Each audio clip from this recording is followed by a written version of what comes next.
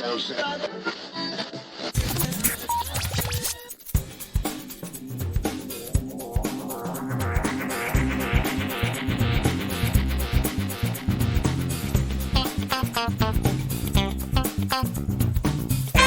and welcome to episode 329 of Geektown Radio. I am back this week with Darryl. How are you doing? I'm doing great. It's great to be back here. Yes, it's lovely to have you back on. It's been a little while since you've been on the show. What have you been up to? Let's start with I watched The Eternals. Yes. Which is now available for you on Disney Plus. Yeah. Because I'm cheap and I wasn't going to pay for it at premiere. Yeah, I did the same. Yes. It's not a Marvel movie. It strikes you again and again as you watch it, and especially at the end when you sort of absorb everything, how very much unlike it is every other property, including the recent shows, that it is from the rest of the Disney Plus Marvel brand. Yes. It's not a bad film. I wouldn't particularly say anything negative about it, but watching it makes you wonder why we had this when we could have just popped this out and had everything else 2 months earlier. I don't want to get too just spoilers, but from watching it, you don't really feel that you'll be seeing these characters again elsewhere. I mean, you might see them in a sequel, but you won't see them in the rest of the MCU. And all there's like some references to the MCU. I mean, they're just token bits of dialogue at best. Yeah. There's no real tie. And it feels like the sort of like first couple of seasons of Agents of S.H.I.E.L.D., where the marketing people were trying to convince everyone that the MCU and Agents of S.H.I.E.L.D. was one thing, when we all knew it wasn't. Yeah, I know exactly what you mean about that. There isn't really any major tie-in to the rest of the universe at all, apart from the occasional reference. I mean, it was perfectly enjoyable as a film, but it really could fit pretty much anywhere after the timeline. Do you think it might have worked better as a series as well? Because there was a lot of characters in there. Perhaps padded out with a few more fights and a little bit more character development, because everybody sort of came out of that fairly bland. Yes. There wasn't a lot of thing going on. I think probably the best character is what's his name's assistant. Yes. Who clearly just outshined the rest of the cast easily. But yeah, it's I remember obviously when it came out in the cinemas and people talked about it and they were like, yeah, it was good, but it's not a Marvel film. And obviously without context, I didn't know what sort of form that takes. But now that's it, I'll put it this way. If it wasn't a Marvel film, I definitely wouldn't have ever watched it. Right, yeah. I kind of know what you mean. I mean, I thought it was enjoyable enough, and I like the cast in it. Gemma's great. Kamal, he's wonderful. And you've got like a couple of the Game of Thrones guys in there who are fine. It's all perfectly okay, but it's just not up there, You know what it reminds me? It reminds me of something like The Old Guard. Right. I put it at that sort of level. Yeah. Nice set pieces. Looks like a bit of money's been spent in it, but there's not much more than that. Yeah. In fact, The Old Guard does a much better job of establishing the characteristics of the people. Their personalities come out a lot more in The Old Guard, which is a fairly similar project because it's about immortals and, the effect of what happens when you live forever and you watch generations of man come and go. Yeah. And I feel like they put things up much better than that than they did in The Eternals. I think that's a fair point. I mean, it was one of those films that as they added a few more twists as you got through it, I was sort of enjoying it more. And by the end, I was sort of like, that was fun enough. I didn't regret watching it, but it's fine. It's not really the level you should be aiming for. It should be a bit more than that. It's a Marvel film. It should be, apart from, like you say, it's not a Marvel film, but, it should be aiming a bit higher, you think? I feel like that. I mean, the biggest tie-in to the rest of the MCU came in the final scene. That's something that I had to look up for it to actually become relevant to me because I couldn't figure it out just from the scene itself. So that felt especially sort of wedged in there. Yeah. Watching, I'm surprised because we know that Marvel can get pretty trigger happy when it comes to booting directors and starting again or, starting massive amounts of reshoots. But I don't know. It just feels like Inhumans all over again, to be honest. Yeah, I mean, I don't think it was quite to the level of being, Inhumans was pretty awful, but I don't think it's quite that bad by any stretch. I don't know. It's weird. It did needed somebody with a bit more about them, I think, directing it. And I just don't think that she quite had it. And had it been in the hands of somebody like a Taika Waititi or a James Gunn, you know, I mean, you look at what he did with Guardians, which was another weird sort of obscure property. It needed somebody with a slightly off the wall, maybe kind of view of it to be able to kind of make it work. And I think Guardians also definitely benefit from the fact that it came so early. Yes. So it's definitely not held up to the same standards as more recent fare would be. Yes, I think that's possibly fair as well. It's an odd one. I liked it. I thought it was interesting. As I say, it's kind of like a sort of setup to something that I think a second movie might be slightly more interesting. An awful lot of background to get to a point where you go, okay, well, this could be a slightly more interesting thing towards the end of the film. You know? I can see that. Yeah. You know, so it ends up being this sort of long setup for the entire movie. And then the last sort of 10 minutes are like, oh, okay, yeah, no, well, that's kind of interesting. So I don't know. I suspect we are going to see another one. I think so as well. Everything I've read seems to say that Marvel liked what Chloe Zhao did and would happily bring her on for another one. Yeah, so I don't know. It's a weird one because it's certainly fan-wise is not the highest rated film, but we'll see if it comes back. That does seem to be the impression that we're getting is they are going to continue it.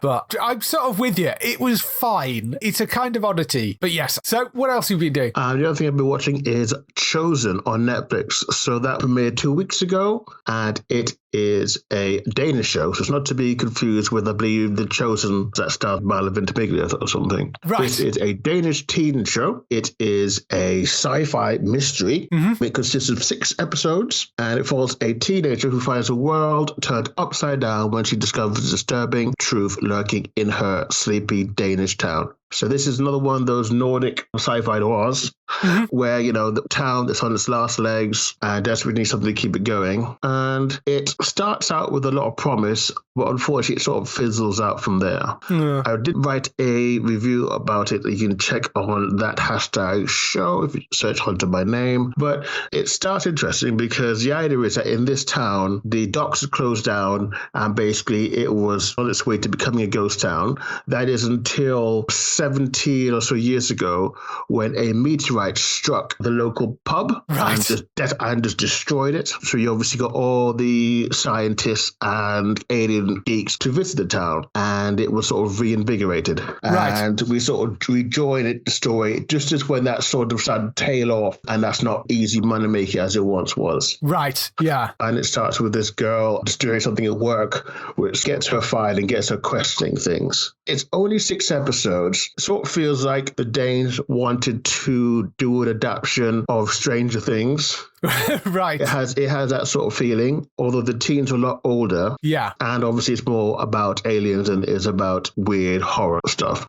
But it has lots of thriller elements in it. There are parts that are quite scary, but not necessarily in the way of jump scares. It has potential, but it doesn't really come through. By the end of it, it feels more like the first half of the season than an actual season. Right. There's lots of questions. You get one reveal. Nothing else has really been resolved. There's a betrayal, and then it ends, and that's it. Yeah. To me, it feels like when I was watching the first season of Dark, which I still haven't got through, in that it's really quite slow. The characters are interesting. There's this group of kids who, they're conspiracy nuts, and their thing, they observe people. And you sort of see the amount of like information they're pulled up on the rest of the town is quite fairly frightening. Right. It's almost interesting, but it's not quite there yet.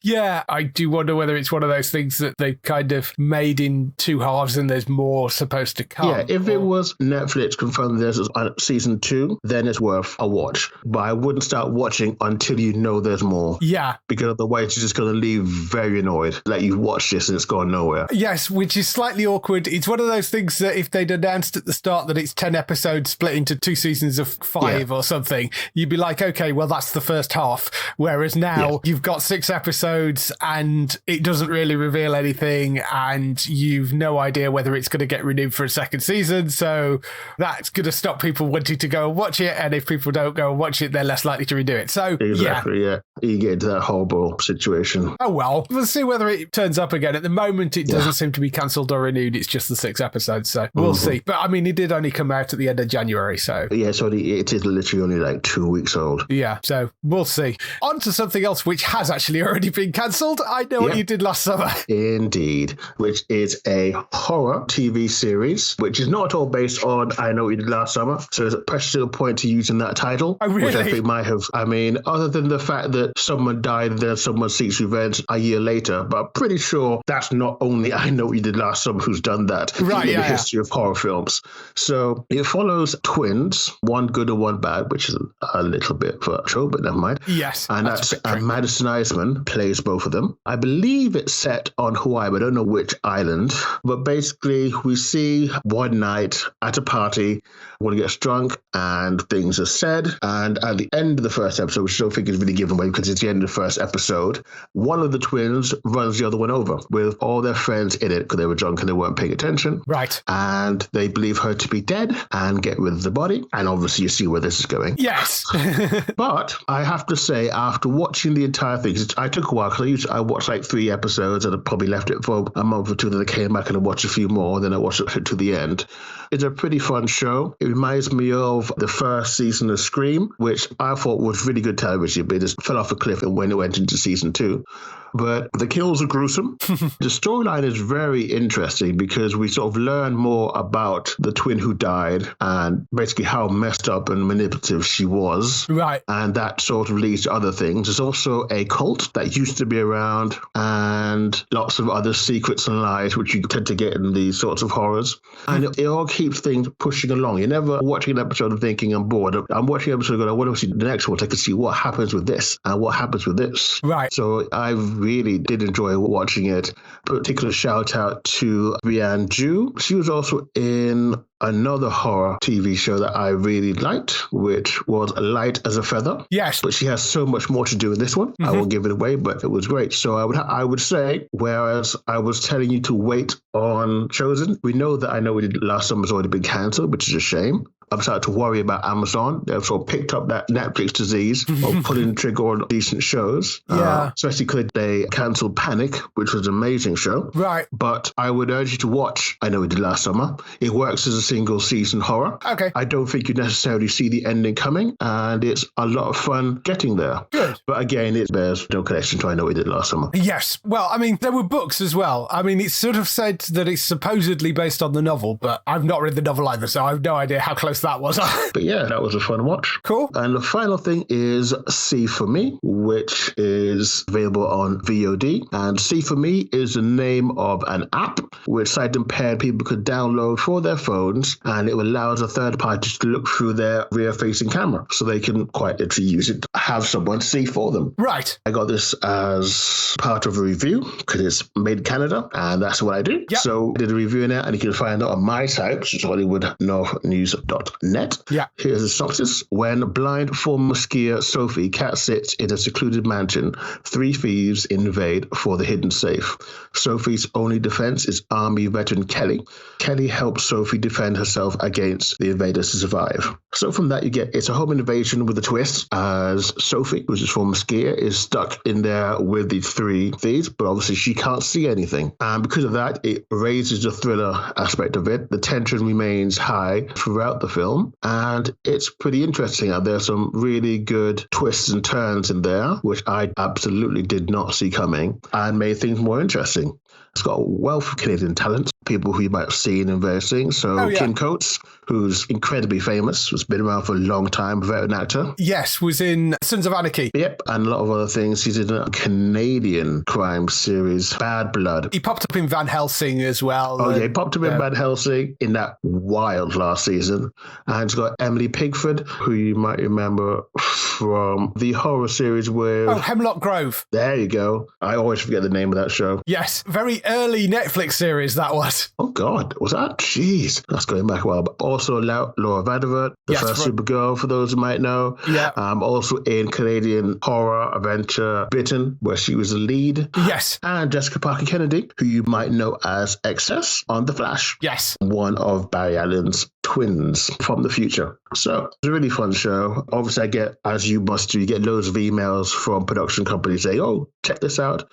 And I just thought the premise sounded interesting, and it really works. It's a lot better than a lot of the straight-to-DVD sort of things that I see. Yeah. A lot of fun. And if you like home invasions and that sort of thriller, I think you'll like this one. Yeah, that one sounds quite interesting. It's an interesting sort of twist on it, I think. Yeah. And with more twists once you get into it. Awesome. That sounds really good. For me, the big thing that I've been watching, Reacher. I've been watching that too, yeah. The new Amazon series.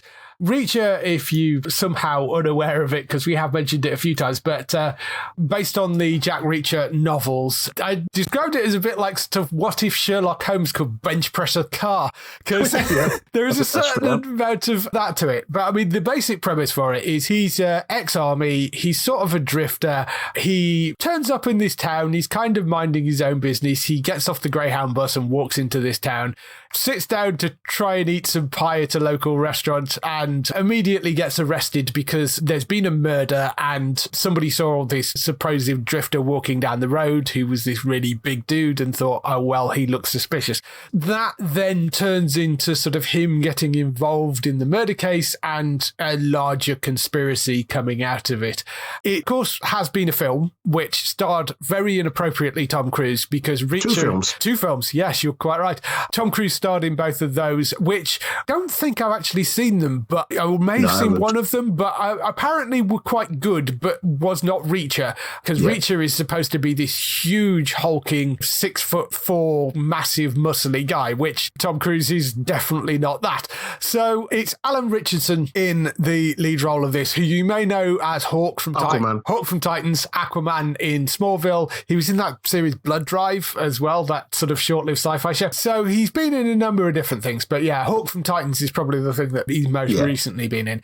And he's great. I mean, he's got the right build, he looks good, he's got the right level of sort of serious and kind of jokey sarcasm to it, and it works really, really well in that role. Malcolm Goodwin is in there from iZombie, who again plays a sort of slightly stuffy cop, which is sort of what he played in iZombie, but he's playing the chief detective of Margrave, which is this little town that he's ended up in. Willa Fitzgerald is in there from Scream as well, and Bruce McGill is in there from Rizzoli and Isles. I mean, he's been in a million things, but Rizzoli and Isles is where I know him from. Yeah, that's where I recognise him from. Yeah. I thought they did a really wonderful job. It's from Nick Santora, who did Scorpion and Prison Break and Lie to Me. He also did two of the decent Quibi shows. He did Most Dangerous Game and their version of The Fugitive with Kiefer Sutherland in it. Okay. Nick Santora's got a really, really good style for these sort of action things. And I thought the balance was really well done with this, in that there is enough sort of investigation things with some good solid action sequences. They're not shying away from like the violence of it, but they're not wallowing in it either. It was really, really well balanced. It's got a great little mystery to it. There's some lovely little twists that you don't necessarily see coming. I really thoroughly enjoyed it. What did you think? I really liked it, given that there was a lot of time spent when the movies come out explaining what sort of person he is. He definitely is that. There's a first scene, he's about to walk into a cafe and this guy is taking out his frustration on his girlfriend, and he just stops and stares at him, and you feel it. You can feel the heat of his gaze while you're watching, and he just stops him. And he does that a couple more times during the show, where he just stops, he gets serious, and you know, oh dear, this man might kill me. There's a few wonderful little scenes where he very much treats the sort of violence as a kind of last resort. You know, he's not like out to go and punch people. He says, you need to stop doing that, otherwise it's not going to end well for you. I'm telling you, walk away. And the person obviously doesn't, and you end up with the Reacher just putting them down very swiftly. I think it's just very well constructed in terms of how they've handled that. You know, it's not gratuitous. The fight sequences are really well put together and sometimes can be over incredibly quickly, but it sort of works for the type of person he is. You know, he's this kind of gentle giant, but not somebody you want to mess with. Alan just exudes that kind of, like you say, you know, when he just looks at that guy, you're like, yeah, I'm not going near him. You know, it just works so well. well. But on the flip side of that, he plays the jokier side of it brilliantly as well. And then you've got this lovely relationship with Roscoe, who is one of the police officers, one of the first people to be nice to him once he's been brought in for this murder. Malcolm Goodwin's great as this really buttoned up captain that is obviously struggling to deal with this ape that's basically come in and is disrupting his nice calm world. And they've also got this murder to sort of solve, and that turns into a really kind of interesting little mystery. I just think it's very well constructed, very well put together. It's based on the first Reacher book. There are, I don't know, 24 books or something in the series. So it's not like they're going to be short of stories to pick from. I don't know whether they're going to go through them in order or whether they're going to start just pulling them out as they work out which ones they think work best for TV translations, because with the best will in the world, I can't see them doing 24 seasons of this. I mean, yeah, there may be, but I think it's probably unlikely. And he's still writing the novels as well. So, I mean, you know, by the time they get to 24, there could be another 5 or 6 books afterwards. So it's a good, solid adaptation. It's an adaptation which is much closer to what Lee Childs, who wrote the novels, had in mind. I think he seems happier with it. How does that go? This is one of the closest sort of like dealing with detectives or action things or book ever. You can hear it in the dialogue, some of the things he says, some of the interactions when they start explaining things and starts talking about, you get those when you read Sherlock Holmes books, and you don't get that in pretty much any other show which has an investigator. Yeah. Even something say like it explains more in a better way than say House did for those things. You know, that's pretty much what House is known for. Yeah. It explains it really well. So I actually looked at it and went, oh, that's different. That's very much like they just pulled it directly off the page. Yeah, they do a very good job of laying that stuff out. And I think one of the things that makes Reacher quite an interesting character is, as I said, it sort of is a bit like what if Sherlock Holmes could bench press a car, because there's a lot of elements of sort of Sherlock in terms of the way that he thinks. He's incredibly observant, and there are conversations that he has about, well, you know, there was this on his shoes, or is it, you know, so that potentially means this, or there is these little details, you know, and it makes sense because of his background in his army. He's very aware and hyper focused and picks up on these little things. So it makes Reacher, although he's like this big brutish looking character, he's actually incredibly intelligent and very quiet and very observant. I just think it makes him a very, very interesting character. It's a very enjoyable series, and I really would urge you to go and watch it because I think it's superb. But that whole first season is up on Amazon now, but definitely want to go and watch, I think. Other things I watched this week, I caught the first episode of Murderville. I don't know whether you've seen this. Have you seen Murder in Successville, which is the British thing that it's based off? No, but I have seen a lot of press about Murderville. Yes. And the basic premise of Murderville is it's a parody of a cop show with Will Arnett in the lead role as this sort of typical gruff cop. The unique thing about the show is he has a celebrity partner every week, and the partner does not know the script. So they're improv. It's improv. Yeah, it is basically improv. For the first episode, it's Conan O'Brien who is brought in, and Conan is not told the script at all. So he's put in these situations where he has to sort of try and work out ultimately who the murderer is. So it's sort of like watching a sort of televised celebrity murder mystery nights that, you know, people hold. And unfortunately, it's kind of as bad as you possibly would expect watching that to be. It's just a little cringy all the way through, and it's sort of funny in places. I just don't feel like it quite works. And I mean, there are points where they're blatantly corpsing and Conan said something which is completely ridiculous. There are points where you can see Will Arnett or one of the other cast of like just laughing at something where they broken character. It's just a little weird, and I'm not convinced it quite works. It almost feels part game showy and part comedy, and I don't know, it's a really strange mix. And certainly from that first episode, I didn't really feel it found its feet at all. It's very odd, and I've not seen the British version either, so I can't kind of compare, but I will be interested to go and have a look at that and see how that one works. But yeah, I don't know, I just don't think that it particularly works, but it's an interesting concept, and Will Arnett is very watchable, but a little weird. So I possibly skipped that. Other things this week, Raising Dion came back, so I'm starting working my way through that. That's been really good. Basically a sort of preteen superhero dealing with those powers, or rather his mother dealing with those powers. Really fun first series, and I really enjoyed the second season of that. SEAL Team came back as well, which is as solid as ever. And the other thing I watched the first episode of was The Curse, which is this comedy drama.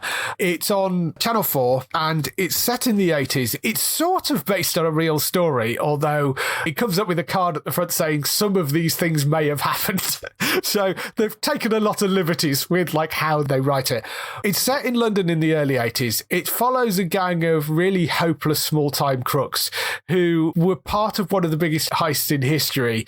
And essentially, there is one guy that works the warehouse. He says, hey, this warehouse has got really lax security. I reckon they've got about 30 grand in the safe.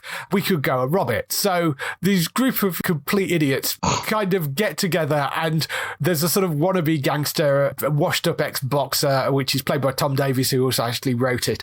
They go and rob this warehouse. There's not really a huge amount of money in there, but just as they leave, they spot a pile of gold bullion, which randomly is just sat there out on the loading dock, and end up walking away with it. That's basically the first episode. It's not really spoiling anything because it tells you all that in the write-up for it. I mean, that's the entire premise of it. But that is basically the arc of the first episode, is meeting all the characters and them actually doing the robbery that gets them the gold.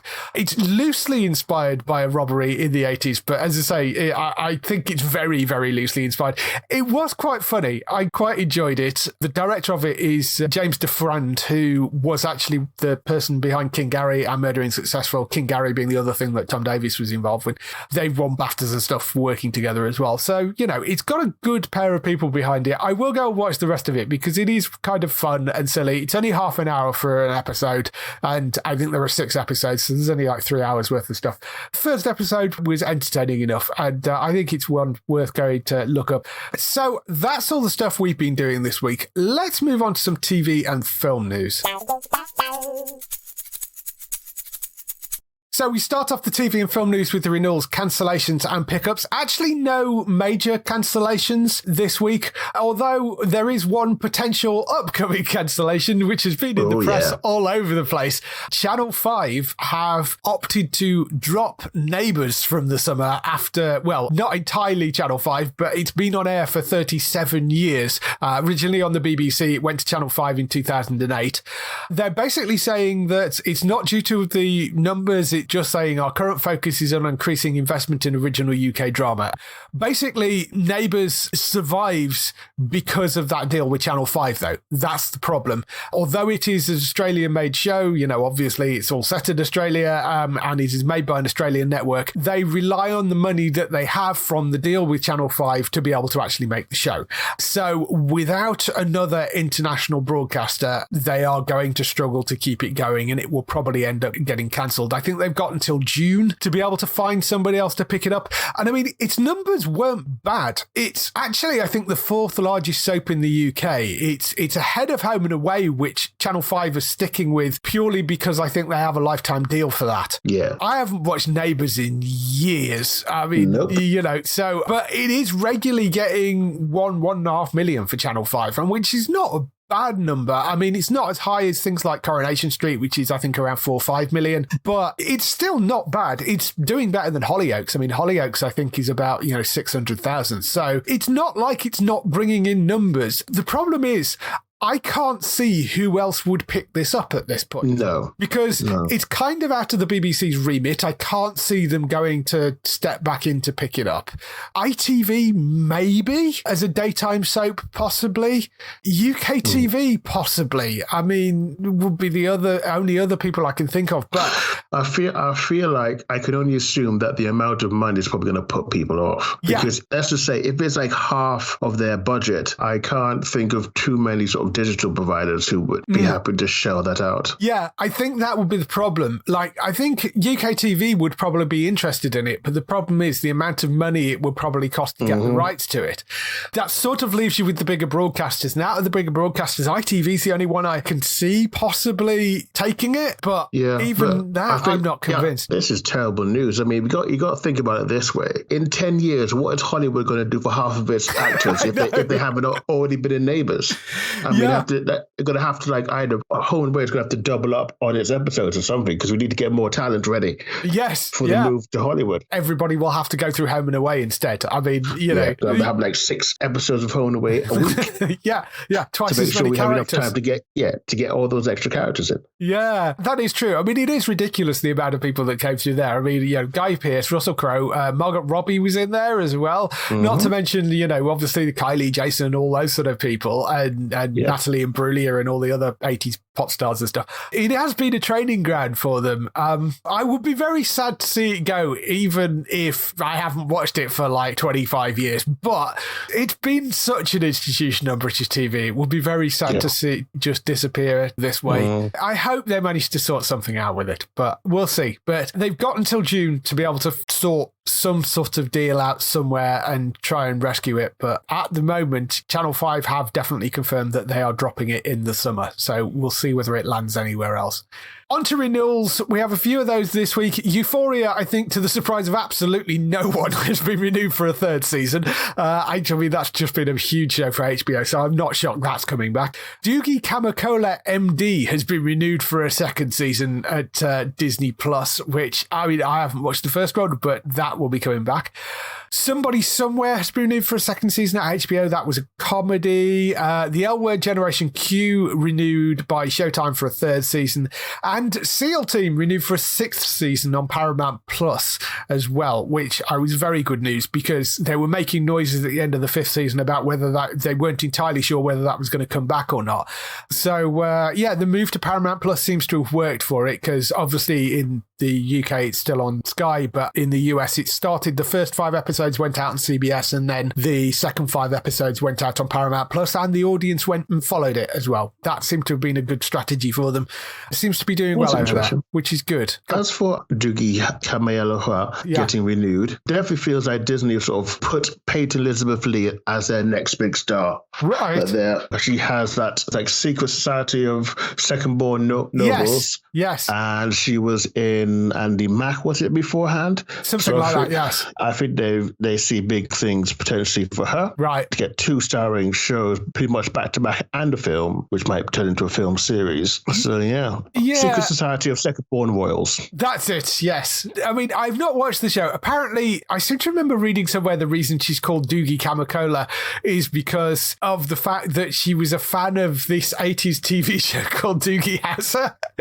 I think they've gone that meta with it. That is pretty meta. It's kind of weird, but I've not seen it. I can't judge it, but yes, apparently that is coming back. That's on Disney+. So that will be returning. A few other bits of news that we've got in terms of things coming up. One popped up out of nowhere, which may have been announced before, but completely bypassed me. There is an animation called Cat Burglar coming, which is coming on the 22nd of February to Netflix. It's one of those interactive things that Netflix did a few of and then kind of dropped for a bit, but it's Tex Avery-inspired cartoon from the creators of Black Mirror. So, yeah, I mean, that's particularly weird. By answering witty trivia questions, viewers must help Rowdy Cat get one over on Peanut the security pup and break into a museum to steal some prized paintings. So it's one of those sort of choose-your-own-adventure interactive things done in the style of Tex Avery with trivia questions from the creators of Black Mirror. I mean, if it's from Charlie Brooker, God knows what we'll end up with, but I suspect it could get very, very weird as more you get into it. That's called Cat Burglar, and it's coming on the 22nd of February, so that will be an interesting one to play around with. Filming has begun on a couple of new BBC shows. Bloodlands has started filming their 2nd season. That's the James Nesbitt drama. I quite enjoyed the 1st season of that. That was quite good. Strike, Troubled Blood as well, which is the next Strike novel. That has started filming as well this week, so that will be returning presumably later in the year or early next year. I don't know, but they have started filming that already, so that will be coming back. Few other things. Gentleman Jack as well. Also, BBC HBO show Spring 2022. That is landing. They haven't given an exact date for that yet, but they've sent out some first look images for it. So you can keep an eye out for that on the website. You can go and track it.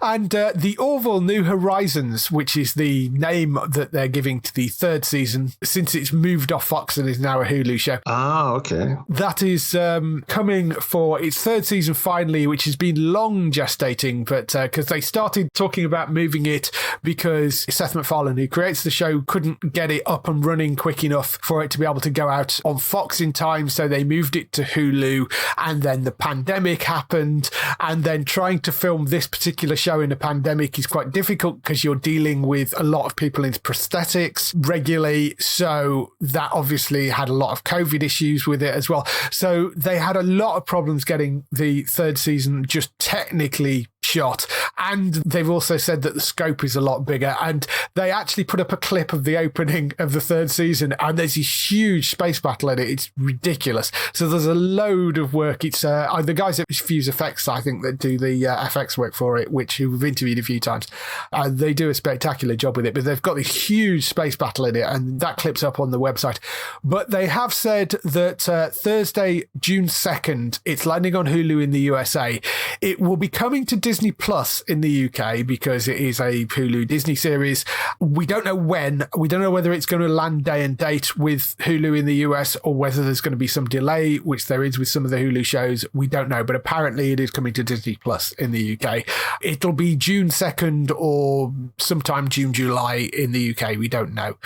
The Orville New Horizons, it's going to be called. That will be one to look out for. I do love the first two seasons of that show. I thought it was wonderfully fun. So moving on to some other new upcoming shows or potential upcoming shows, the CW has handed out 3 pilot orders, all for sort of things that are kind of spin-offs of 2 direct spin-offs and 1 kind of spin-off of things that they already have. First one is The Winchesters, which, if your name sounds familiar, it's because it's a spin-off from, or rather prequel series to Supernatural. It's focused on John and Mary, who are Sam and Dean's parents. The series will be told from a perspective of narrator Dean Winchester, which is Jensen Ackles doing the voice for it, and is the epic untold love story of how John met Mary and how they put it all on the line, not only to save their love, but the entire world. Jensen, interesting. Yeah, that's the setup for it. It is actually coming from Jensen.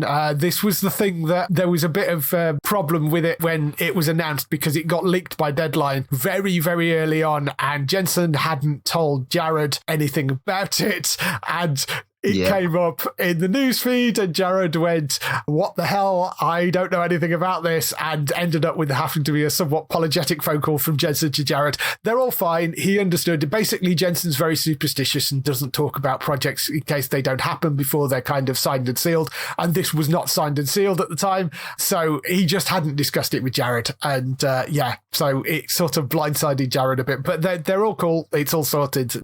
He did an interview on the Michael Rosebaum Inside of You podcast and said, he explained what happened and just sort of said, it's unfortunate, but it happened that way, but it got out and that wasn't the point. Jensen and his wife that are exec producing it alongside Robbie Thompson, who was a co-exec producer on Supernatural. So it might not have Sam and Dean in it, but it has got some connection to it.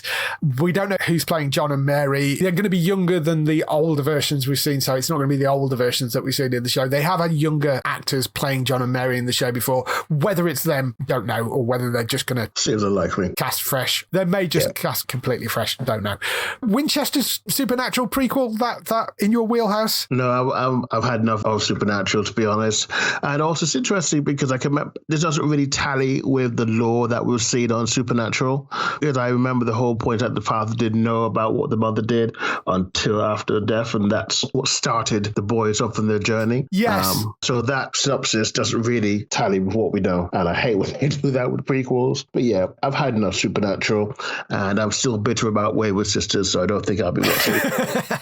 Yes, they've had a few goes at trying to get this off the ground. Yeah, this is their third one now. Yeah, this is their third attempt at trying to do some sort of spin-off. Well, yeah, I mean, given that Jensen is more directly involved in this, and the problem was, and they always said, I mean, the guy that was in charge of the CW basically said they can make Supernatural for as long as they like, but the problem with the spin-offs has always been that Supernatural is Sam and Dean. So at least this is going to have some connection with Dean in there as the sort of narrator for it, but whether they manage to pull this off, I don't know. We'll have to wait and see.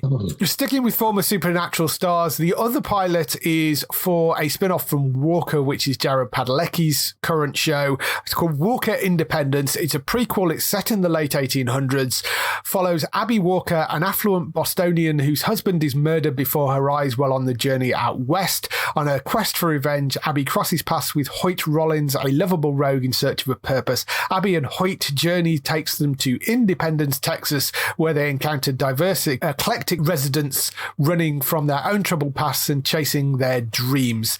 Our newfound family will struggle with the changing world around them while becoming agents of change themselves in a town where nothing is what it seems. That's the setup for that. This is difficult for me to have any opinion about because Walker hasn't aired over here and I've not seen any episodes of it. I don't know whether you've managed to get any previews of it. No, I haven't seen anything about it. All I've really caught is the bemusement of this prequel coming up. Right. Because I think it seems that Walker's sort of like, people sort of look at it as average. So right. It's quite a thing to see that it's coming out after a season. And yes. So I feel like this one has less chance of sticking. Yeah, quite possibly. I mean, and again, the draw of Walker, I think, was Jared Padalecki when it was first launched. So you're then launching a spin-off which doesn't have him in it. So I don't know. Padalecki's going to be exec producing it. It's got the Walker showrunner behind it as EP as well. And, you know, so it's the same team behind it, but who knows whether that'll land or not. The third thing that they're doing is a thing called Gotham Knights. It's from Belanti Productions, who are the people behind the Arrowverse, and it's created by 3 of the Batwoman writers, although it has no connection to Batwoman. Apparently, it's not a spin-off series. Yeah. So where this will sit in the whole pantheon of kind of Arrowverse, Titans stuff, Superman and Lois, who knows? But I think we spoke about this a few weeks ago, but it's set in the wake of Bruce Wayne's murder. His rebellious adopted son forges an unlikely alliance with the children of Batman's enemies when they were all framed for killing the Cape Crusader. As the city's most wanted criminals, this renegade band of misfits must fight to clear their names. But in a Gotham with no Dark Knight to protect it, the city descends into the most dangerous it's ever been. However, hope comes from the most unexpected of places as the team of mismatched fugitives will become their next generation of saviors known as Gotham Knights. So it sort of feels like it might have a maybe slightly jokier feel to it, possibly. I don't know. I didn't really get that. I'll put it the other way. I think it looks more like, it feels more like another thing along the lines of more Titans, less Doom Patrol. Possibly. I don't know. I mean, it's talking about them being sort of a renegade band of misfits. I mean, I think it's not just down to the fact that you have like the wild Robin and the rest of them are all children of villains. Yeah, maybe. I don't know. Possibly. It's difficult to know which way they're going to go with it. That's the thing with the Belanti stuff, is it's so widely varied. Got sort of much more sort of serious dark stuff like Titans. Then you've got ridiculous things like Doom Patrol, and then you've got Stargirl, which is sort of higher production quality than the Arrowverse but not connected, and then you've got Superman and Lois, which is doing its own thing as well. So it's weird. The other thing, of course, which they don't make particularly clear in here is which adopted son you're going to get. In fact, that adopted thing, that's pretty new, because I've seen several press things that doesn't say adopted, which had everyone tearing their hair out trying to figure out which one it was. Well, I mean, but obviously adopted makes it a little bit easier to figure it out. Well, yeah, but if it had said rebellious son, I would have assumed then you would assume Damien. Yeah, you would assume Damien, and that would sort of make sense because he's like the murderous little psychopath that would go and team up with the criminal underworld and think that he could control them. And I think Damien is the right person to do this with, but the original press release did say adopted son. Oh, okay. Whether they've changed that now and whether they've just changed it to son. All the ones I saw just had son. Okay. It's only this one I've seen that says that made it adopted, because I went, oh, or Jason then. It's as simple as that. Well, yeah, because the other two have never been described as rebellious. Yeah. I mean, it's kind of got to be Damien or Jason, because that doesn't fit Tim and it doesn't fit Dick. But I sort of think it makes more sense if it was Damien rather than Jason, because they've used Dick, Tim, and Jason in Titans. So it would be a little weird to then set an entirely another show when you've already got that character active in one show already, unless they're going to take the same actor that played Jason in Titans and use him in this. I doubt that, no. But neither do I. So I wonder if they're going to go down the road of using Damien, and the adopted son thing was... If it comes through, I would be very surprised if they do go with Damien, because I feel like they probably, like, even though they say that everybody's working well together, there is no infighting, I think they probably want Damien for something else. I don't know. The only two characters that seem to fit are Jason and Damien. And as I say, Jason's had like quite a major role in Titans recently. So it would seem a little weird to then suddenly use the character again in this and have a different person playing him. And that just seems a little odd to me. I mean, fine if that's what you want to do, but Damien seems to fit that more. Plus, I'd be very happy to see a live action version of Damien, because Damien's one of my favorite. I would as well, but characters. I'd be very surprised that they would put him in something like this. Yeah. On the CW. Yeah, because he is incredibly violent. I mean, Damien is a proper little psychopath, and it would be quite interesting to see him on a show that was a HBO Max series where he could be chopping people's heads off and stuff, rather than something like this, which is an Arrowverse series. So we'll see. But that's going up for a pilot. We'll see what happens with it. As I say, it is a CW show, and it sort of feels like it possibly shouldn't be. It possibly should be a HBO Max series and be a bit more adult. But it's Berlanti Productions producing it, so it's all those people involved with it. Okay. We'll see whether it actually makes it anywhere, but that's one of the other pilots. Again, all three of those are pilots, so they may or may not make it to series. We don't know yet. Have you talked in previous weeks about Zorro? No, actually, yes. That was the one other thing that they've mentioned. A female version of Zorro is the other thing, although they're not piloting that yet, but they have ordered some more scripts, I think, for Zorro.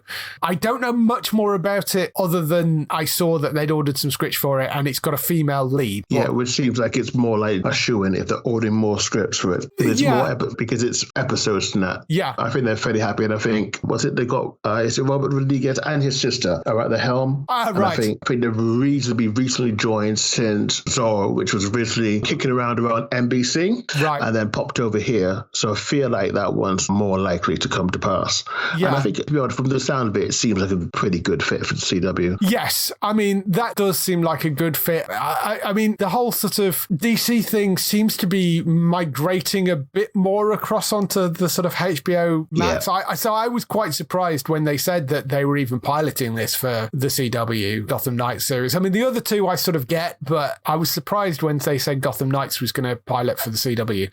I kind of thought they were starting to move a lot of those shows across onto HBO Max, but we'll see. We will. In other news, we have Tales of the Walking Dead. They've announced the initial cast for the anthology series, which is the Walking Dead episodic anthology thing. So every episode is slightly different. We have 6 original standalone stories that are going to be using new and established characters. The cast that they've announced are Anthony Edwards, who of course people will know from ER, Parker Posey from Lost in Space, Terry Crews from Brooklyn Nine-Nine, Poppy Liu from Hacks and Better Call Saul, Gillian Bell from Bless the Hearts are the cast that they've announced so far. We have no idea who anybody's actually playing in this, but I mean, interesting sort of actors to pop up. I mean, Terry Crews sort of, from Brooklyn Nine-Nine to this is quite a jump. Anthony Edwards is a great actor. Poppy Liu's wonderful. Parker Posey's great. So yeah, I never really got into The Walking Dead, so I'm probably going to miss it because obviously it doesn't mean much to me. Yeah. Although I have often thought about starting Fear the Walking Dead, but I've just never made the plunge. Just because it's a lot. They have that stuff from the 100s. I want to give it a chance, but yeah, it's interesting. I mean, as we said, every time they announce stuff to do with The Walking Dead, everybody always says, oh, it's dying, but it is still... It doesn't seem to be. It seems to be reasonably healthy in terms of producing stuff. Yes, its numbers on paper are a lot less than they were, but it's still a huge hit for AMC, otherwise they wouldn't keep it around. And they wouldn't be expanding the franchise, and they are still expanding the franchise. Fear is still going. You've now got Tales coming out. You've got the movies coming out. You've got the Darryl and Carol show coming. So you've got lots and lots of stuff coming up for Walking Dead. It is not going anywhere anytime soon. This is getting towards Arrowverse numbers in terms of how many different shows are being generated from it. Yes, yeah, absolutely. And I mean, I think this is kind of an interesting little thing. I think an episodic anthology series is quite a good way for them to go, because it's 6 original episodes, allows you to introduce one-off characters. If they work, then you can find some way to be able to pick them up and maybe weave them into one of the main shows somewhere down the line, or you can expand them into wider things. If they don't work, you don't have to see them again. So, and it also gives them an opportunity to bring back some of the older characters as well that maybe they've killed off at some point or have gone missing, or, it gives them an opportunity to be able to do something as one-off things with those characters, because it's an anthology series. It can be set like a certain point in time. So you could go back in time a little bit and have something with some of the older characters and bring them back for an episode or something. So there's lots of stuff they can do with it. I think this is going to be kind of really interesting, and I think they've got a really good bunch of people involved. Don't know where that's going to land. That's the only problem in the UK, because Fear obviously premieres on AMC Global, which is only available on BT. So if you're one of the 6 people that have like BT TV, then you can get it on there. Then Fear then goes on to Amazon 12 months afterwards. So whether it will be the same for Tales, whether it launches on AMC UK and then goes across onto Amazon afterwards, we don't know at the moment. We'll have to wait and see what happens with that. I would be very happy with AMC running these shows on their own channel if they actually made the channel available to more people. It comes up a lot. Yeah. Where shows have their thing and they forget about the rest of the world. Yeah. Or they have some really strange deal that makes it so really hard to find or access. There is an AMC channel in the UK, but it is literally only available if you get BT Sport direct from BT. You used to be able to get it if you got the BT Sports package from Sky. Now it doesn't even come with that. So it's not even on Sky anymore.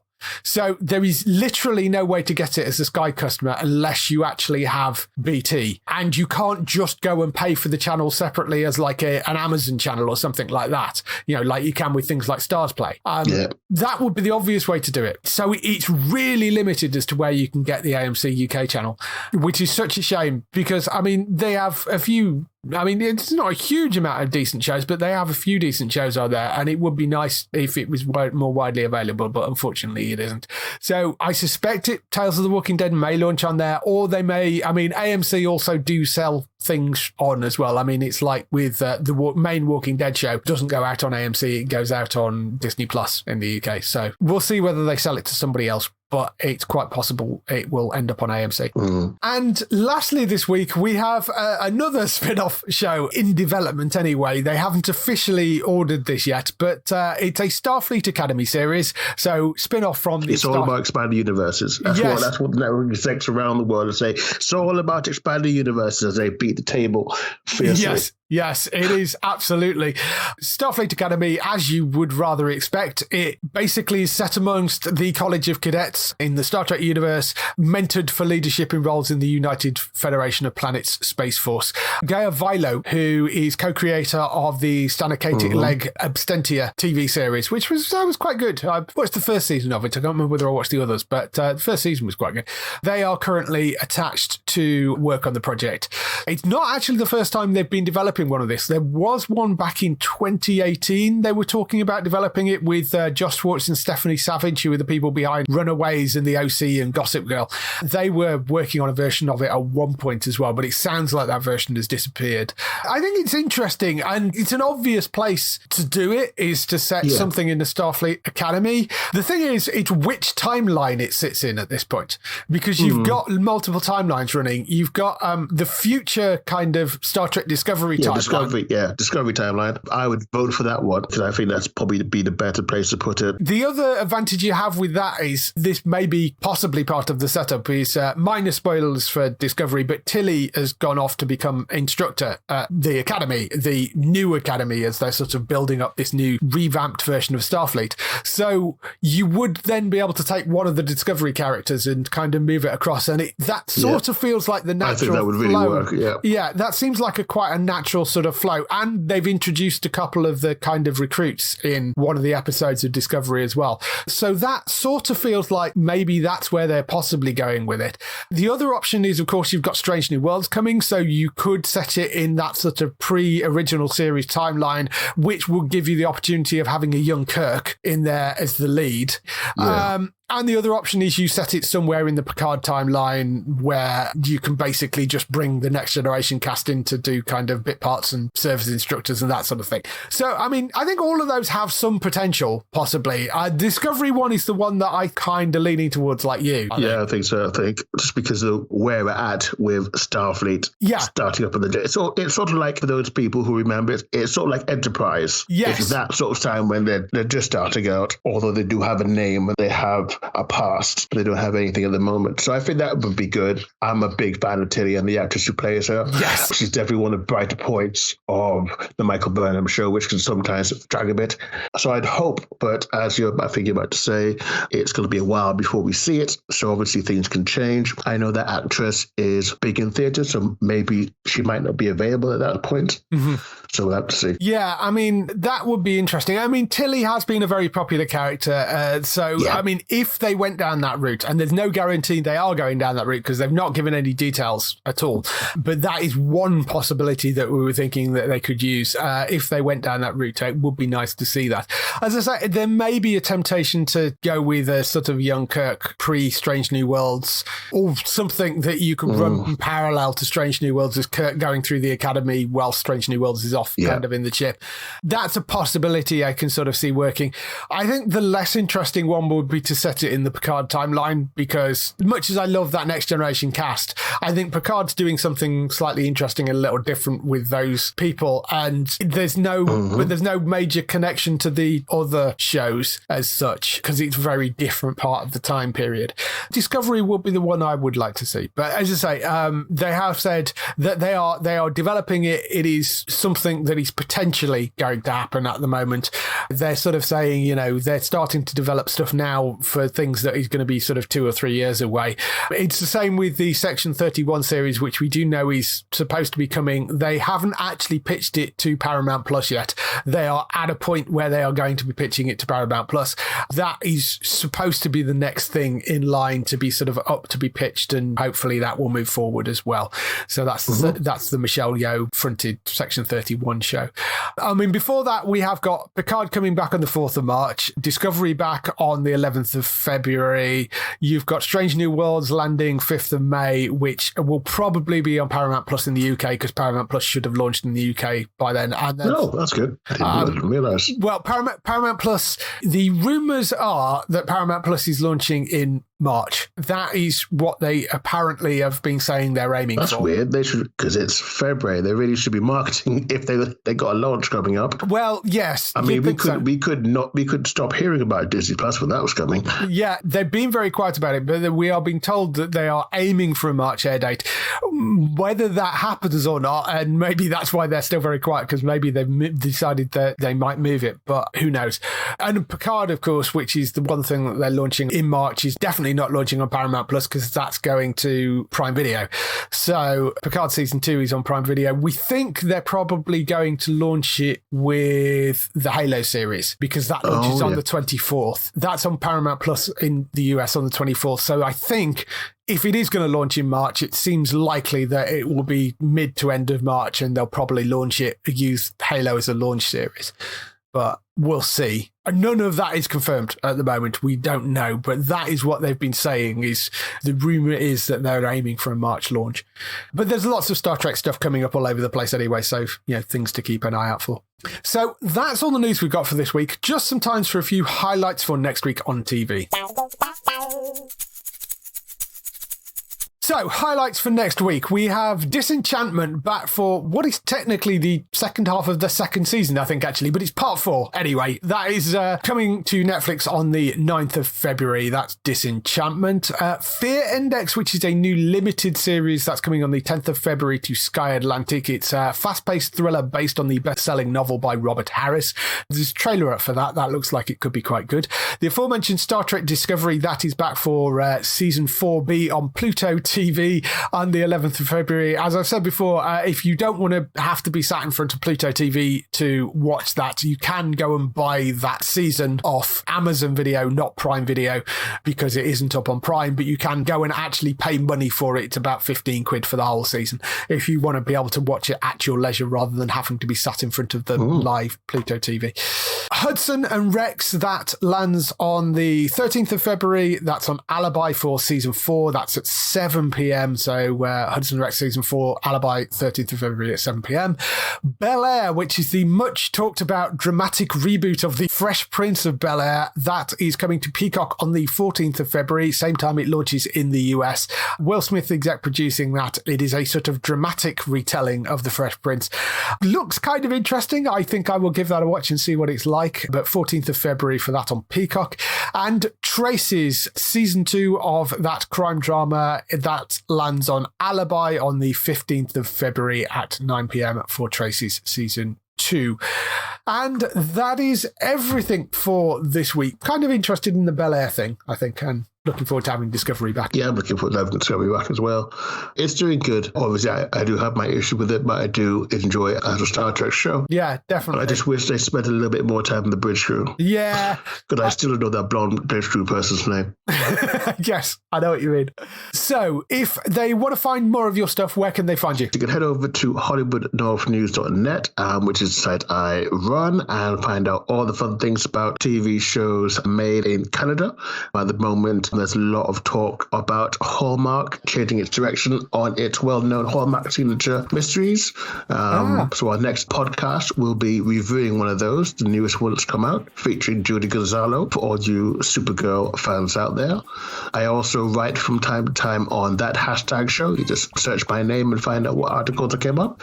As I mentioned before, the latest article I have out there is the review of Chosen. So go and check out Darryl over on that hashtag show and on HollywoodNorthNews.net. For other people involved in the show, you can go and find Bex at twitch.tv/Trista Bytes, who is streaming daily over on the twitch.tv/Trista Bytes. That's BYTES.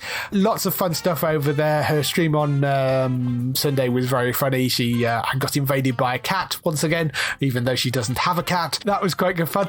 And you can go and find Matt over on entertainmenttalk.org alongside Robert for lots of more podcasts over there.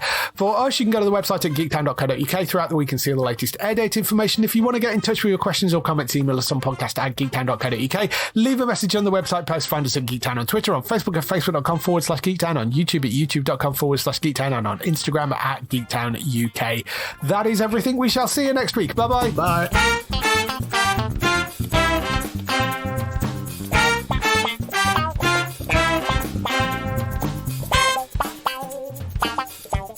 Wow.